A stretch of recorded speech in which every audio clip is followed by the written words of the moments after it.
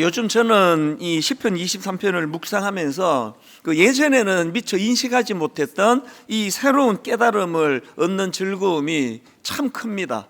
지난 한 주간도 그랬는데요.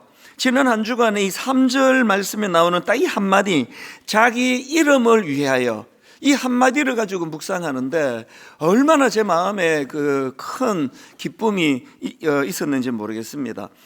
오늘 이제 이 자기 이름을 위하여라는 이 한마디의 의미에 대해서 제가 좀 설명을 드리려고 하는데요. 미국의 팀 켈러 목사님이 쓴 하나님을 말하다, 이런 제목의 책이 있습니다. 이 책에 보면은 기독교는 종교가 아니다, 복음이다, 이 소제목이 있습니다. 오늘 설교 제목을 제가 여기서 따왔는데요. 이게 어떤 측면을 강조하는가 하니까 기독교는 종교가 아니라 복음이다 할 때 이 종교의 특징은 이 자기 노력을 통해서 구원을 얻는 측면, 이것이 강조된 게 이게 종교고요. 그런가 하면은 복음이라는 거는 하나님께서 주시는 은혜예요. 이 은혜를 통해서 얻는 구원, 이걸 강조하는 차원에서 기독교는 종교가 아니라 복음입니다, 이렇게 이제 강조한 내용을 제가 봤고요. 그런가 하면 이 팀 켈러 목사님이 쓴 또 다른 책이 있는데요. 내가 만든 신, 이런 제목의 책이 있는데 제목 안에 내용이 다 담겨 있습니다. 내가 만든 신. 그래서 이제 기독교는 종교가 아닙니다. 그리고 또 내가 만든 신, 이것들의 공통점이 뭐냐 하면은 이 내가 만든 신, 그리고 또 기독교는 종교가 아닙니다 할 때 이 종교의 그 출발은 인간으로부터, 나로부터 출발하는 거예요.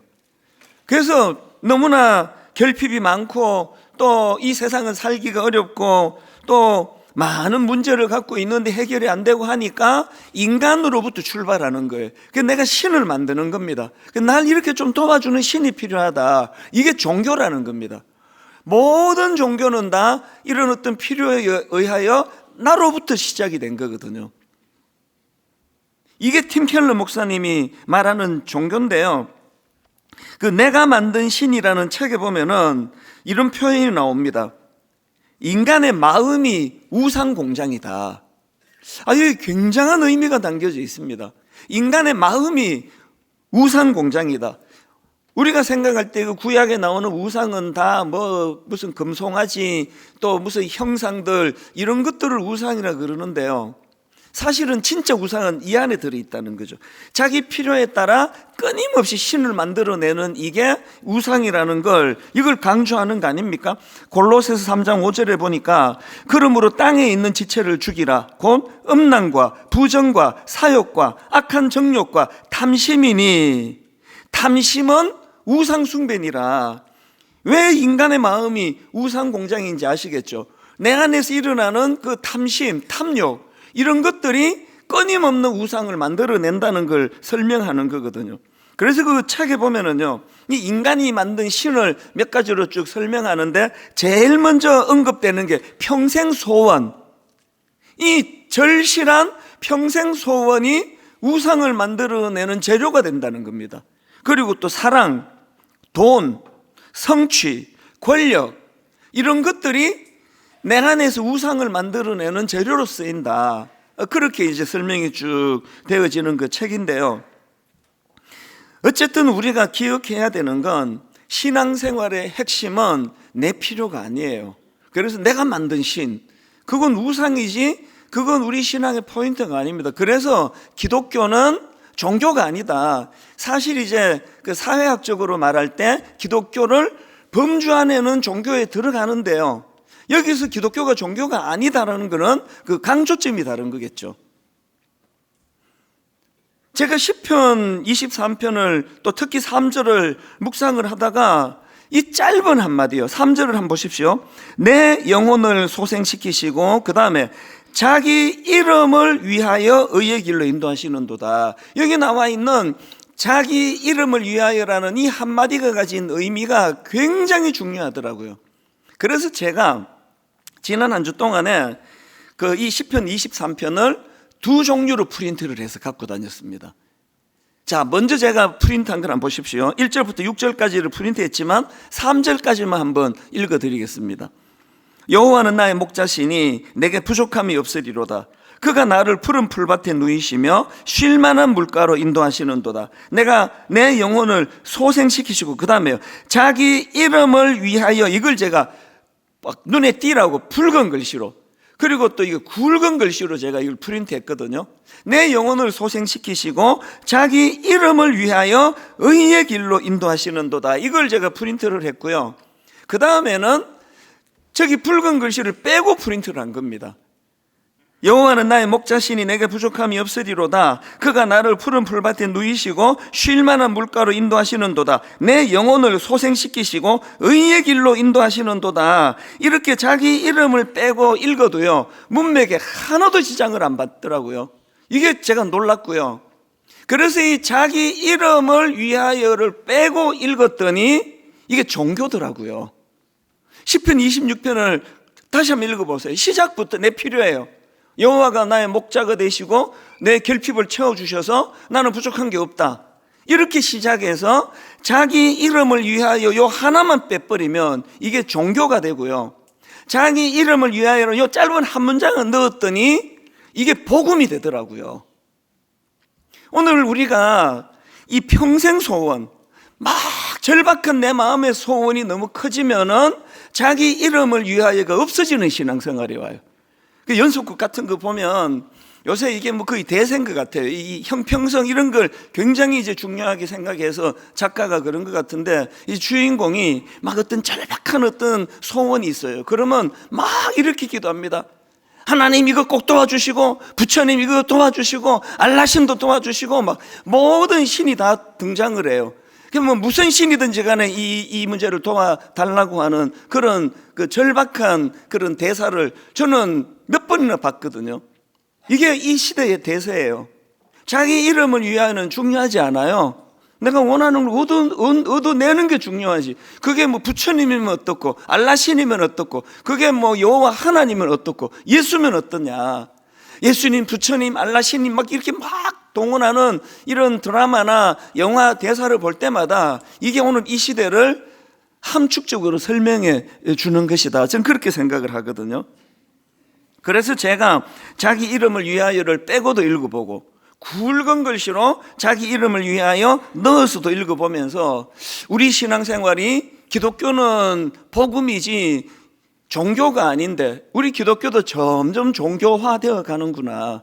그래서 사실 여러분이 막 그 어떤 평생의 마음에 어떤 절박한 소원을 갖고 그렇게 신앙생활을 하다가 보면은요, 분명히 나는 기독교인데 사실은 불교를 믿는 거예요.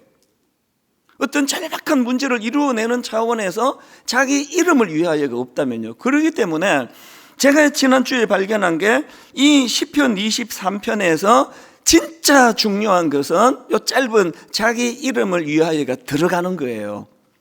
여러분이 신앙생활에 자기 이름을 위하여가 들어가 있습니까?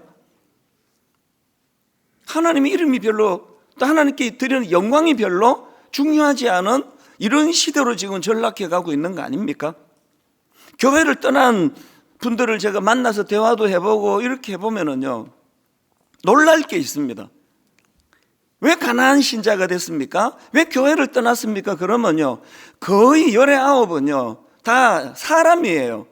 나 그 목사 꼴 보기 싫어서 나 교회 떠났다. 여러분, 그 꼴 보기 싫은 목사하고 복음이 무슨 상관이냐고. 그 목사가 복음입니까 지금? 내가 그 장로한테 돈 빌려줬다가 돈 떼이고부터 나 교회를 안 나가. 그 돈 떼먹은 장로하고 복음하고 무슨 상관이 있냐고요. 뭐 한 10명 물으면 아마 19이다 이렇게 대답을 해요. 저는요, 제가 만나서 물어본 분 중에서 나는 내 하나님 꼴 보기 싫어서 교회 안 간다, 나 한 번도 못 들어봤습니다. 지금 이 사람이 이렇게 중요해져 가고 있는 게 교회 안에 자기 이름을 위하여 가지고 사라져 가고 있다는 반증 아닌가요? 제가 여러분에게 상처 안 드리려고 얼마나 애를 쓰시는 게 아니라 또 상처 받으셨죠? 지가 지보고 쓰신데, 제가 여러분에게 상처를 안 드리려고 얼마나 애를 쓰는지는 아실 거예요. 그러나 여러분, 저에게 상처를 받는다 하더라도 그걸로 교회 떠나지는 마십시오. 저 목사가 연약하면 연약할수록, 그래서 복음이 필요한 거 아니겠습니까? 이제 저희 교회가 온 마음을 다해서 이제 내년에 우리 청년부 살린다, 대학부 반드시 살린다.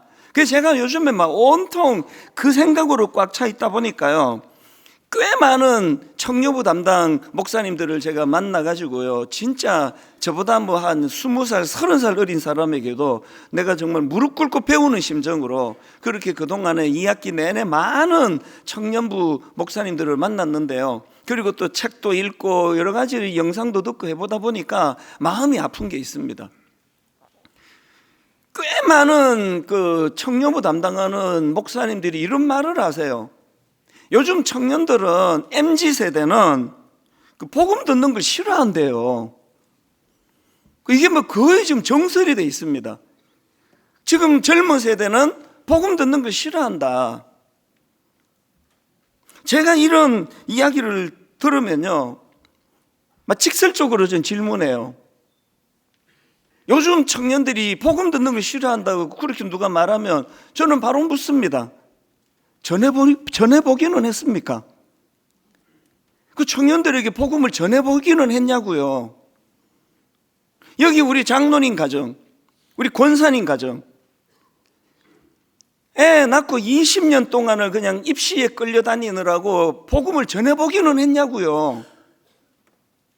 여러분 아들이, 그 장로 아들이 뭐 목사 아들이라고 뭐 예외도 아닙니다. 복음을 압니까? 아니 전해보지도 않고 왜 다음 세대는 복음 듣는 걸 싫어한다고 그렇게 딱 단정을 짓느냐고요. 그래서 뭐 무슨 교회가 이제 우리 청년부 살린다 그러면 바로 들어오는 요청이 뭔지 아십니까? 조명 바꿔달래요. 그리고 악기 바꿔달라 그러고, 바꿔줘야죠. 그거 뭐 낡은 거면 바꿔야 됩니다. 그러나 악기 바꾼다고 떠난 애들이 돌아오느냐고요. 막 청년부 예산에 저는요, 그 아이들 밥 사주는 예산 어느 정도 필요하다고 생각해요. 그러나 막 예산에 저는 그게 너무 많이 잡혀 있는 건지 반대예요. 요즘 애들이 뭐 밥을 굶습니까? 뭐 그 맨날 교회 돈으로 밥 사준다고 그 아이들이 교회로 돌아오느냐고요. 복음을 들어야 돌아오는 거죠. 그래서 내년에 지금 이제 분당 우리 교회도 내년에 저 청년부 예산을 굉장히 많이 올리는데요, 그 예산 대부분이 복음을 전하는 교역자들을 충당하는 겁니다. 내년에 우리 대학부 청년부 목사님들 2배로 늘어나요. 아니요 2배가 더 됩니다 지금. 그리고 대학부 청년부를 살린다 그러면 다른 게 아니라 예배를 살리는, 예배를. 제가 깜짝 놀랐는 게 지금 우리 교회에 꽤 많은 청년들이 예배를 안 드려요. 그 예배 안 드리는 걸 이렇게 오래 방치한 모든 게 다 제 책임이죠. 제가 하나님 앞에서 이 문제를 어떻게 제가 책임을 져야 될지 모르겠습니다. 그래서 내년에 대학부를 살린다, 청년부를 살린다, 부서도 막 2배로 늘리고요. 그리고 어쨌든 예배에 모든 것 에너지를 투입하고 이 청년들이 예배를 통해서 전해지는 그 복음이 마음에 자리 잡아야 되고, 그리고 우리 유능한 목사님들이 또 많이 오세요. 이분들이 청년들에게 신앙 강좌를 통해서 이 세상을 살아가기에 합당할 수 있는 힘을 공급받고, 기독교 정신, 또 기독교 가치관, 기독교 세계관, 이런 것들에 대하여 가르치면서 내년에 한번 어린날 꿈을 꾸고 있는데요, 여러분 기도해 주시기를 바랍니다. 오늘 이런 그 특별한 세미나를 저희가 준비하고 동성애에 대하여 전문가들이 와서 뭐가 문제인지 강의하고, 이 전부가 다 이제 내년을 시작하는 스타트를 알리는 거거든요. 다시 말씀드립니다. 기독교는 종교가 아니고 복음이고요, 기독교는 종교가 아니고 굿 뉴스입니다. 굿 뉴스. 영어로 그 복음을 영어로 굿 뉴스라 그러잖아요. 그리고 기독교는 종교가 아니라 은혜예요. 이건 20대 초반에 제가 경험한 거 아닙니까? 로마서 5장 6절, 우리가 아직 연약할 때에 기약대로 그리스도께서 경건하지 않은 자를 위하여 죽으셨도다. 내 인생에서 가장 초라할 때, 내 인생에서 가장 연약할 때, 뭐 목사 아들이고 뭐 다 소용없습니다. 믿음이 없었어요. 교회 생활을 한 거죠. 그런데 진짜 진짜 앞도 막히고 뒤도 막히고 옆도 막히니까 위를 보게 되더라고요. 하나님을 바라보게 되더라고요. 보면 뭐합니까? 힘이 없는데 우리가 아직 연약할 때에, 아까 교회는 종교가 아니라 군 뉴스라 그랬잖아요. 뉴스를 내가 만들면 가짜 뉴스가 돼요. 이번에 미국 대통령이 뭐 트럼프가 됐다, 그 뉴스를 제가 만듭니까? 들은 거죠. 어떤 사람에게 이게 군 뉴스가 되고 어떤 사람에게는 뱃 뉴스가 되겠죠. 그 뉴스 내가 만들지 않은 것처럼요. 오늘 교회는 군 뉴스예요. 우리가 아직 연약할 때, 내가 가장 초라할 때, 나 스스로를 밥버릇이라고 그렇게 인식할 때, 앞도 막히고 옆도 막히고 뒤도 막힐 때 내가 뉴스를 들었다고요. 너같이 초라하고 보잘것없는 인간을 위하여, 너같이 어떻게 너 스스로는 하나님 앞으로 나갈 수 없는 그 치명적인 죄에 갇혀있는 그런 자들을 위하여 예수 그리스도가 이 땅에 오셔서 십자가를 지셨다. 그 뉴스를 들은 거예요. 뉴스를.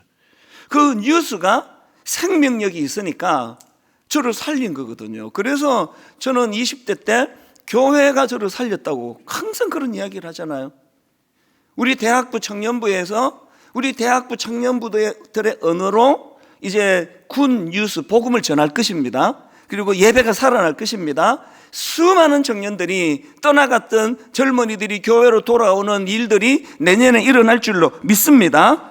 그 일이 가능하기 위해서는 기독교는 종교가 아니라 은혜라는 사실을 감격으로 이것을 어른들이 먼저 누리고 이걸 전해줘야 돼요. 이 뉴스를. 엄마가 너무너무 연약할 때 나는 군 뉴스를 들었다. 이게 복음이란다. 아빠가 너무나 절망적인 순간에 내가 굿 뉴스를 들었다. 그런가 하면은요, 이 기독교가 종교가 아니라 은혜라는 거 출발이라면요, 그 과정에서 중요한 건 하나님의 인도하심이라 그랬잖아요. 그래서 이 시편 23편에서 가장 중요한 건 자기 이름을 위하여 이거고요. 그 다음으로 중요한 게 인도하시는도다. 인도하시는도다. 그래서 두 번에 걸쳐서 2절, 그가 나를 푸른 풀밭에 누이시며 쉴 만한 물가로 인도하시는도다. 3절에 내 영혼을 소생시키시고 자기 이름을 위하여 의의 길로 인도하시는도다. 지난주에 제가 점층적이라 그랬잖아요. 2절에 인도하시면 얕은 단계, 여기만 그냥 헬렐레 해갖고 즐기고 있으면 안 되고요. 3절에 높은 단계의 인도하심으로 가야 된다. 그래서 제가 지난주 묵상을 하다가 이 2절의 인도하심을 완벽하게 누리는 생명체를 내가 하나 발견했는데요. 우리 집 강아지예요. 얘는 완벽하게 2절의 인도하심을 누려요. 주인을 잘 만나가지고. 그래서 얘는 항상 푸른 물가로 갈 필요도 없어요. 집에서 물 다 떠줘요. 그리고 또 푸른 물가가 아니라 푸른 풀밭으로, 또 쉴 만한 물가로 그렇게 탁 인도함을 받아요. 이 강아지의 여주인께서는요, 여름에 더울 때 자기를 위해서는 에어컨을 안 켜요. 그러나 이 강아지가 더워하면 이러면 바로 에어컨을 켭니다. 아이고, 얘가 털도 많은데 얼마나 힘들까 그러면서 그렇게 에어컨을 켜줘요. 그 집 남편이 덥다 그래도 어지간하면 참으시죠? 이러는데 강아지가 더우면 에어컨을 켜줘요. 그래서 우리 애들이 제가 좀 과장을 섞어서 했습니다. 애들이 집에 가서 제가 또 왜 자꾸 설교 시간에 과장하세요? 라는 주인님의 추궁이 있을 것 같은데요. 하여튼 이제 이 강아지가 이제 2절을 완벽하게 누리다 보니까 우리 애들이 이제 고3 뭐 이럴 때는 이 강아지를 너무 부러워했어요. 우리 희락이가, 강아지는 희락이에요. 기쁨이. 우리 희락이가 부럽다. 얘는 수능 시험 안 봐도 되고 공부 안 해도 되고. 그럼 제가 항상 말하죠. 그 둘이 바꾸든지. 여러분, 우리가 강아지에게서 누리는 인도하심으로 만족하고 살 수가 없잖아요. 2절에서의 인도하심이 있지만 더 높은 차원의 인도하심. 그래서 우리가 힘들지만 그것이 우리를 너무나 아프게 하지만 견뎌내야 하는 건 우리에게 사명이 있기 때문이잖아요. 의의 길로 가기 위하여 인도하심을 받아야 되고 하나님의 이름의 영광을 위하여 우리가 많은 수고를 드립해야 되고 그런 거 아니겠습니까? 그래서 저는 이 시편 23편을 묵상을 하면서 우리가 이 하나님의 인도하심을 구하는 거예요. 그리고 그 인도해 주시는 분이 하나님이라는 걸 인식하고 살아가는 겁니다. 그래서 제가 오늘 이 자기 이름을 위하여와 관련한 두 가지를 제가 설명을 드리려고 하는데요. 이거 빼면 안 된다는 걸 강조하고서 이 시편 23편에서 자기 이름을 위하여와 관련된 첫 번째가 뭐냐? 이건요, 삶에 하나님을 개입시키는 행위예요. 23편 3절을 제가 그래서 프린트 2개를 해갖고 다녔다니까요. 내 영혼을 소생시키시고 의의 길로 인도하시는도다. 뭐 부처님이 하시건 하나님이 하시건 상관없는 그 신앙이 아니라 자기 이름을 위하여 의의 길로 인도하시는도다예요. 여러분 삶 속에서 이 하나님의 개입하심이 있습니까? 그래서 우리는 결과보다 중요한 게 과정입니다. 모세가 왕궁에서 온갖 진짜 고급 훈련을 다 받았지만요, 그러나 모세는 그 상황에서는 쓰임 받을 수가 없었습니다. 왜냐 하니까요, 혈기왕성했던 그 모세가 자기 동족이 핍박받는 것을 보고 사람을 죽이는데요, 그 과정에서 저는 문제 하나를 발견했습니다. 자, 출애굽기 2장 11절을 한번 보십시오. 모세가 장성한 후에 한 번은 자기 형제들에게 나가서 그들이 고되게 노동하는 것을 보더니 어떤 애굽 사람이 한 히브리 사람 곧 자기 형제를 치는 것을 본지라. 그랬더니 12절입니다. 모세가 이렇게 합니다. 좌우를 살펴 사람이 없음을 보고 그 애굽 사람을 쳐 죽여 모래 속에 감추니라. 아무리 왕궁에서 최고급 교육을 받았다 할지라도 이 출애굽하는 과정에서 그가 지도자로 쓰임을 받을 수 없은 이유는 뭐냐면은 그는 지금 좌우를 살펴서 사람만 의식하는 거예요. 사람이 없네? 안 보네? 오늘 한국교회가 끊임없이 어느 목사가 무슨 성적으로 죄를 짓네? 돈, 물질적인 이런 뭐를 하네. 얼마 전에도 그 PD 수첩에서 또 끔찍한, 정말 제 마음을 우울하게 하는 그런 그 목사들의 타락을 보여주고 나니까 정말 1시간 보고 나니까 막 토하고 싶더라고요. 그 끔찍한 이런 타락들은 이유는 딱 하나예요. 좌우만 살펴요. 사람만 없으면, 들키지만 않으면, 예수 믿는 사람이라고 하는데 외도를 할 수 있는 담력은 어디서 나오는 거냐고요. 좌우를 살펴 내 배우자를 속일 수 있겠다, 그거 아닙니까? 오늘 우리가 좌우를 살펴서 판단하는 인생이 아니라 자기 이름을 위하여 우리를 인도하시는 그 하나님을 의식한다고 한다면요, 목사들의 타락이 그게 가능한 일입니까?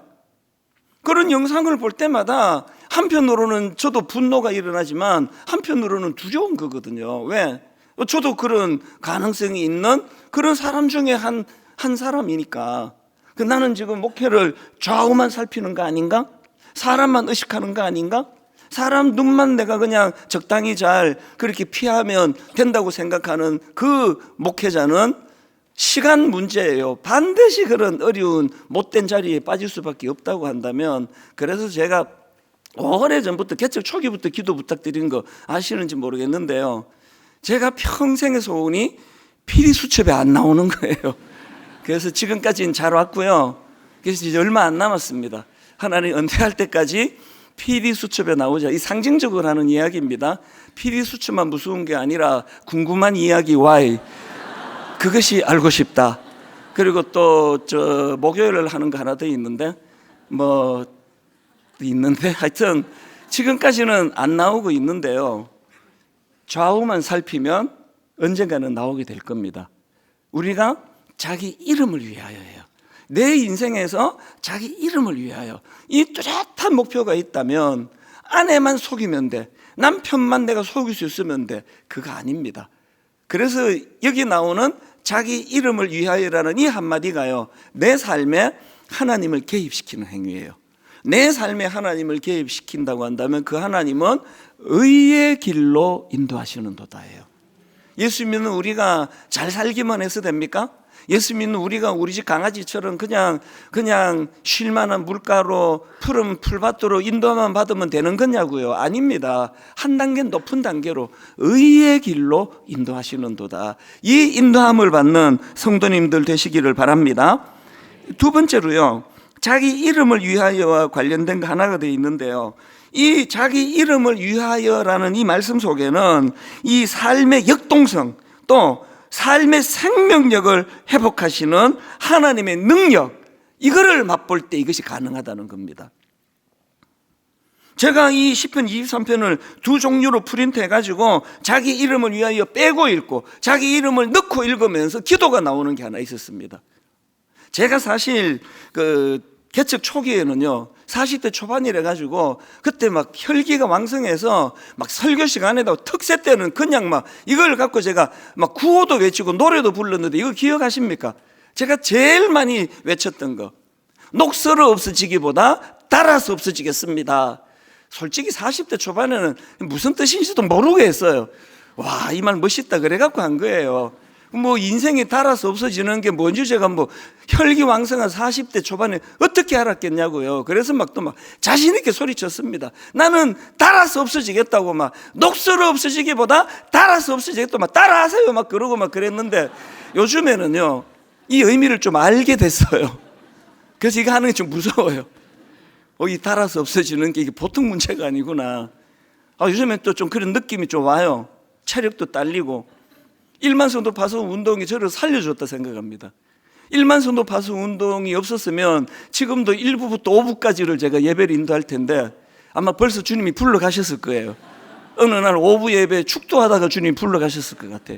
지금 3부만 하는데도 옛날 5부만큼 힘들거든요. 지난주에 우리 여기서 임직식 할 때 제가 여기 앉아, 우리는 다 이제 강단에는 보통은 이제 안 올라가는데, 임직식 때는 이제 외부 목사님들도 순서에 따라 가지고 이제 노회에서 목사님들 쭉 앉으시고 저도 여기 맨 끝에 앉았는데, 그날 막 얼마나 막 온 몸이 막 피곤이 몰려오는지요. 막 여기 막 들어눕고 싶은 거예요. 이게 들어놓으면 어떤 일이 일어날까?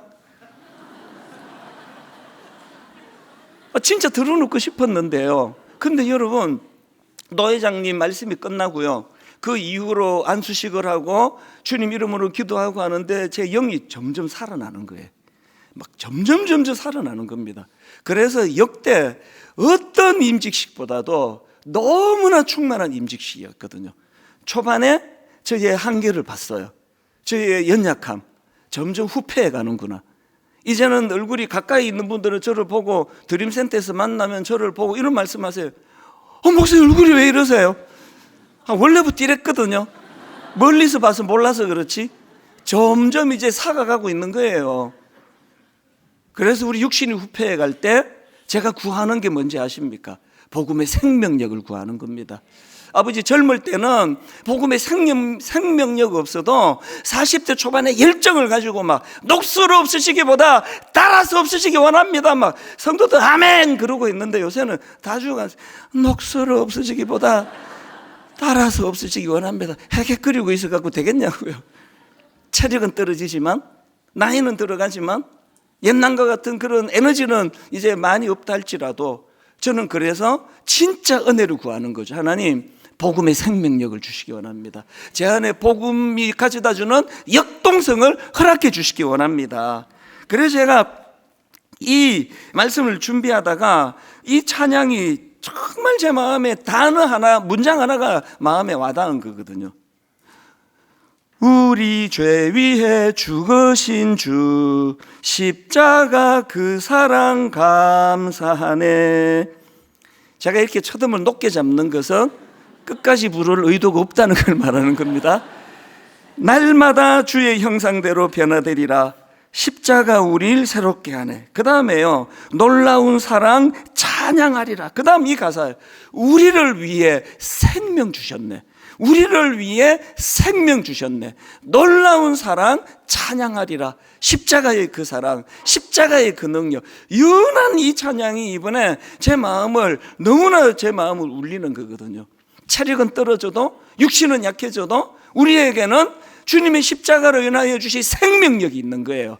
우리는 비록 육신이 피곤해하고 막 이렇게 하고 집에 가서 드러누워 있을지라도 말씀을 전할 동안에 시시하게 전하지 않고 싶은 거.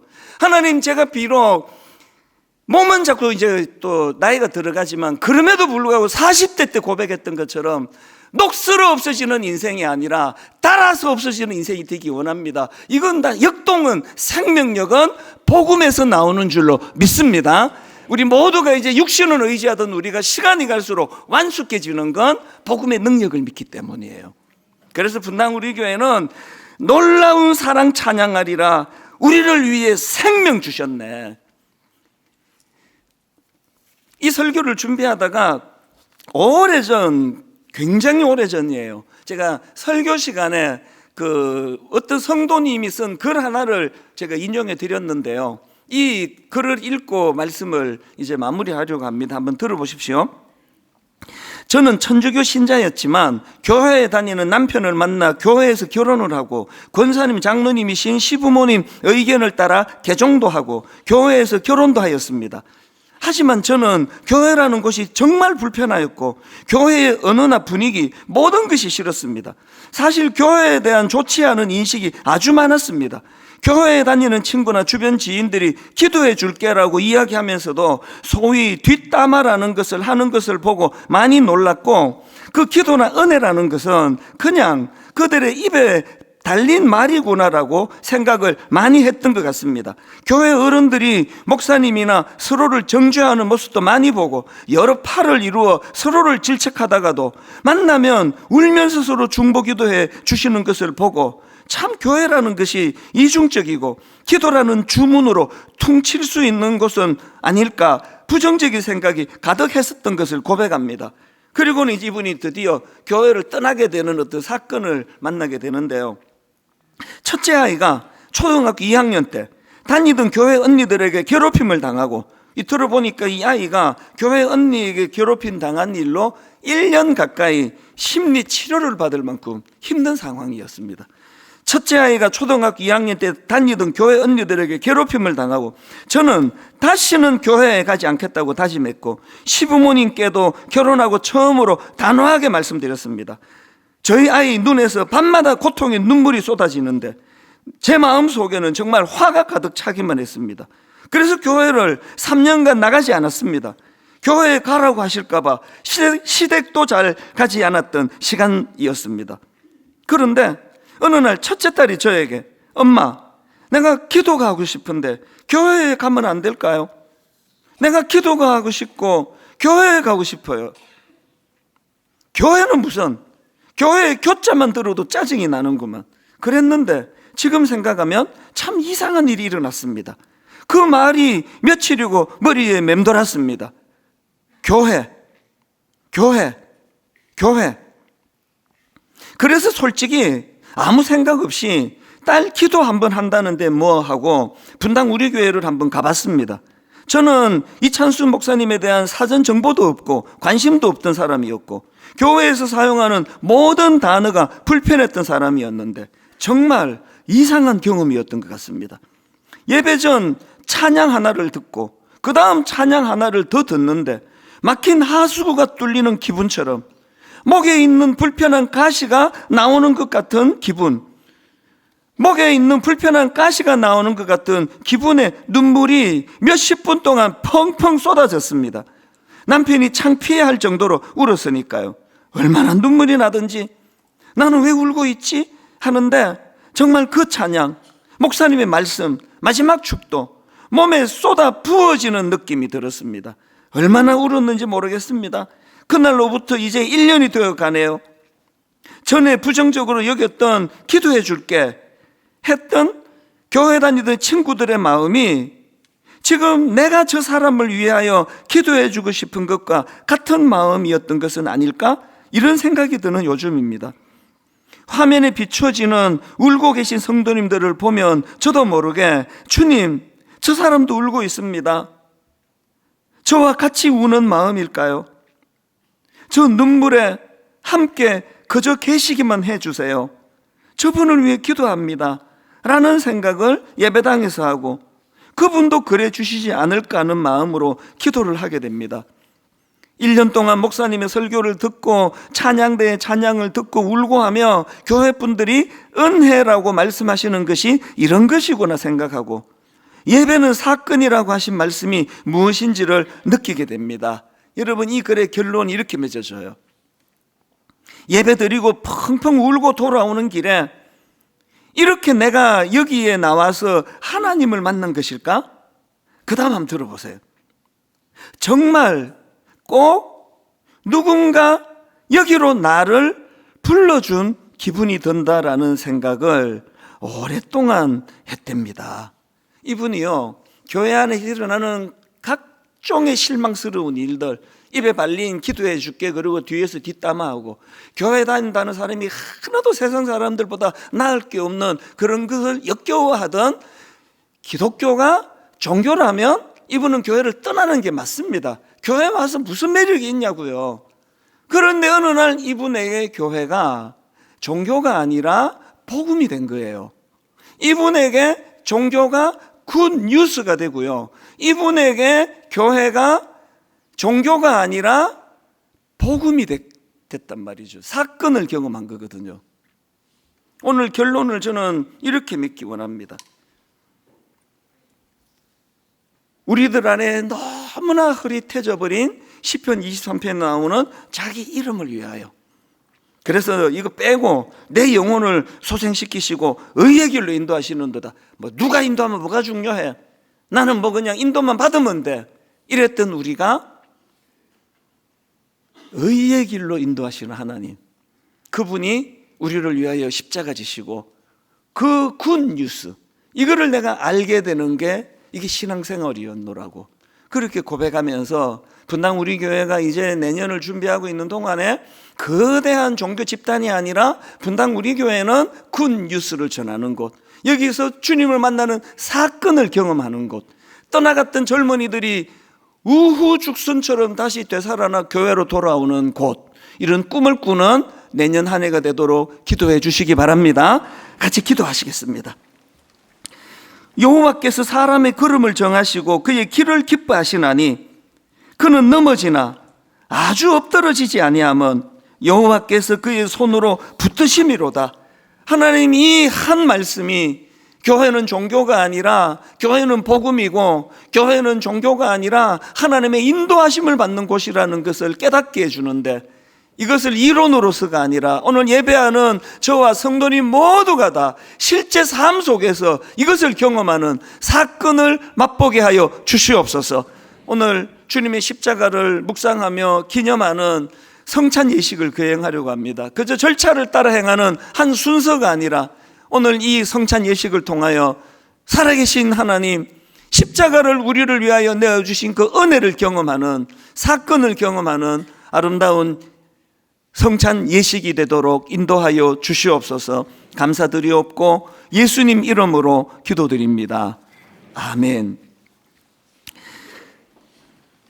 식후에 또한 그와 같이 잔을 가지시고 이르시되 이 잔은 내 피로 세운 새 언약이니 이것을 행하여 마실 때마다 나를 기념하라 하셨으니 너희가 이 떡을 먹으며 이 잔을 마실 때마다 주의 죽으심을 그가 오실 때까지 전하는 것이니라. 성찬식은 세례와 입교를 받으신 분이 참여하실 수 있고요, 또 여기에 떡을 받고 잔을 받는 행위가 아니더라도 얼마든지 십자가를 묵상하고 은혜를 경험할 수 있습니다. 이제 분병하는 시간인데요, 먼저 드시지 말고 이제 우리 이혜진 권사님 특별 찬양입니다. 은혜로운 이 찬양을 들으시면서 그렇게 묵상하는 시간을 가지시기 바랍니다.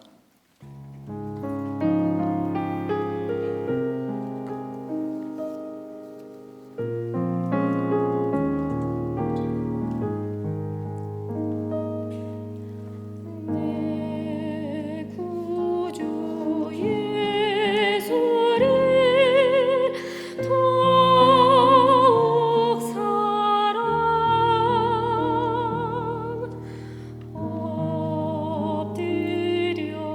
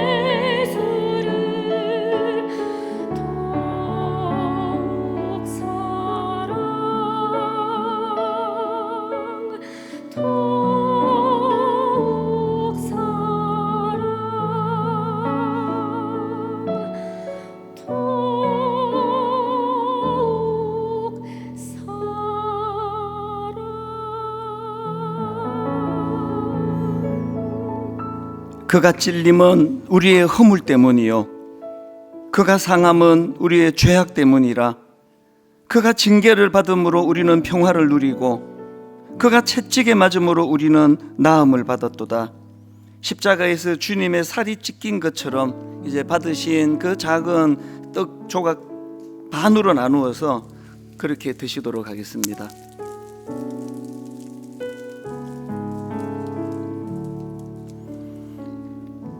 식후에 또한 그와 같이 잔을 가지시고 이르시되 이 잔은 내 피로 세운 새 언약이니 이것을 행하여 마실 때마다 나를 기념하라 하셨으니 너희가 이 떡을 먹으며 이 잔을 마실 때마다 주의 죽으심을 그가 오실 때까지 전하는 것이니라.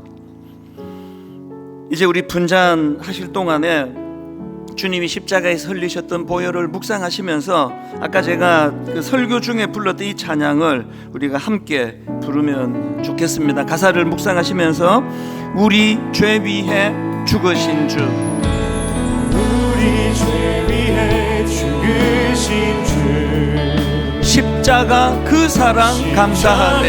그 사랑 감사하네. 날마다 주의 형상대로 변화되리라. 주의 형상대로 변화되리라. 십자가 우릴 새롭게 하리. 우리 다시 한번 은혜를 구합니다. 우리 죄 위해 죽으신 주, 우리 죄 위해 죽으신 주, 십자가 그 사랑 감사하네. 사랑 감사하네. 날마다 주의 형상대로 변화되리라. 우리 한번 믿음으로 이렇게 선포합니다. 십자가 우릴 새롭게 하리.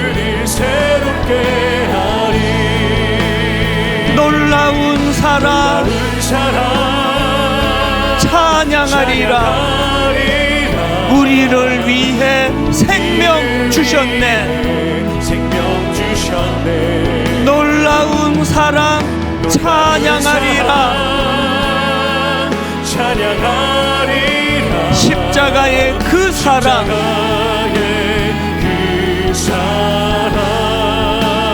십자가의 그 능력, 우리 죄 위해 죽으신 주, 십자가 그 사랑 감사하네. 날마다 주의 형상대로 변화되리라. 십자가 우릴 새롭게 하리. 놀라운 사랑 찬양하리라. 우리를 위해 생명 주셨네. 놀라운 사랑 찬양하리라. 십자가의 그 사랑, 십자가의 그 능력,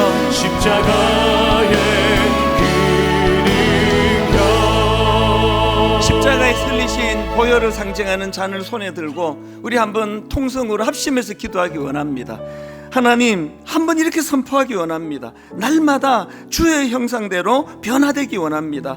하나님, 십자가가 우리를 새롭게 한다면 우리 가정에, 우리 삶에 한번 이 은혜를 맛보게 하여 주시옵소서. 우리 합심해서 한 목소리로 통성으로 같이 기도하시겠습니다. 살아계신 하나님 아버지, 오늘 하나님의 은혜와 자비하심을 이 시간 구하며 함께 기도합니다. 십자가 예식을 통하여 우리를 위하여 십자가 지시는 주님을 묵상합니다. 십자가 예식을 통하여 우리가 십자가를 묵상할 때마다 우리가 아직 죄인 되었을 때, 우리가 아직 연약할 때에, 우리 힘으로 어떻게 할 수 없는 것들이 아무것도 없는 그때에 주님의 십자가를 통하여 날마다 주님의 은혜를 생각하며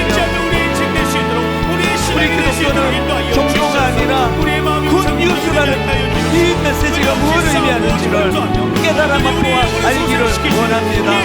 하나님 그 은혜의 자리로 한번 인도하여 주시옵소서. 하나님 아버지, 그동안 우리는 너무나 오랜 종교 생활을 해왔습니다. 이제는 하나님, 복음을 받아들이고 믿고 싶습니다. 복음이 내게 능력인 것을. 그래서 우리 기독교는 종교 생활이 아니라 사건이라는 것을 우리도 한번 경험해 보고 싶습니다. 십자가가 우리를 새롭게 할 수만 있다면 그 은혜를 갈망하며 기도하기를 원합니다. 오늘 성찬 예식 가운데 치유와 회복의 역사가 일어나게 하여 주시옵소서. 마음이 상한 자들 마음을 어루만져 주시기 원합니다. 오래 육신적으로 투병하고 있는 성도님들, 우리 생각으로 이것이 어렵다 할지라도 하나님은 하실 수 있을 줄 믿사오니 오늘 예배 가운데 치유의 역사가, 회복의 역사가 일어나게 하여 주시옵소서. 가정마다 많은 문제를 가지고 서로가 고통하며 살아가고 있는 가정들이 많을진데 오늘 하나님이 십자가 우리를 새롭게 한다는 이 믿음을 가지고 하나님, 우리 부부가 십자가 앞에서 회개하며 하나가 되는 역사를 꿈꿀 때에 그 놀라운 일이 일어나게 하여 주시옵소서. 방황하는 자녀들에게 치유와 회복과 새로운 출발의 은혜를 가정마다 허락하여 주시옵소서. 그렇게 인도해 주시는 주님께 감사드리옵고 예수님 이름으로 기도드립니다. 아멘. 우리 함께 잔을 마시도록 하겠습니다.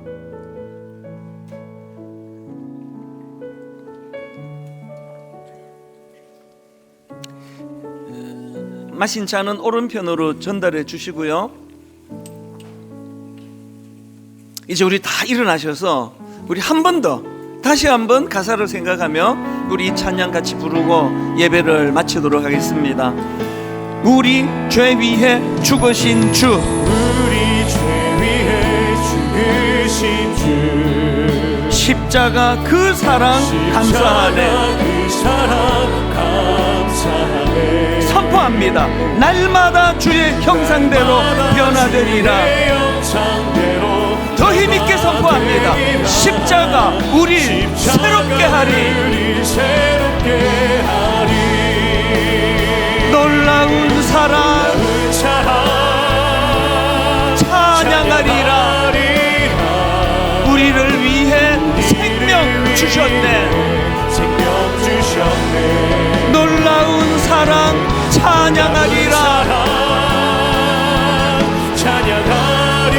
십자가의 그 사랑,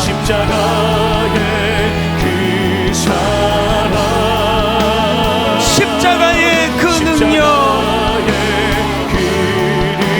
오 주님 채우소서.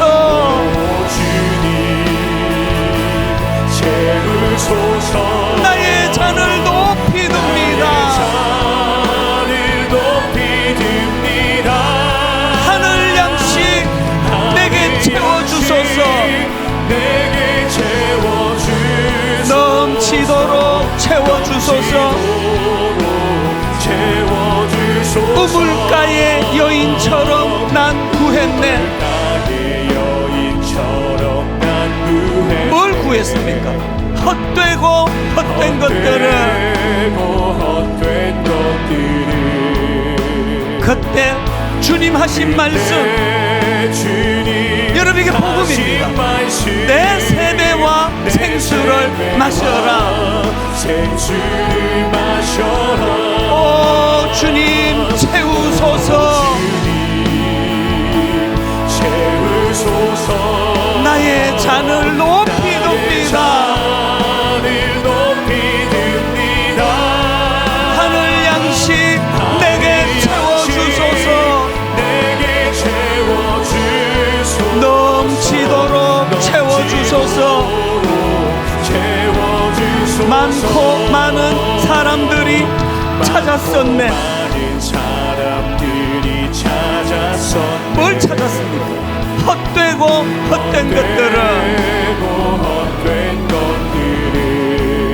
주 안에 감추인 복에 세상 끝과 난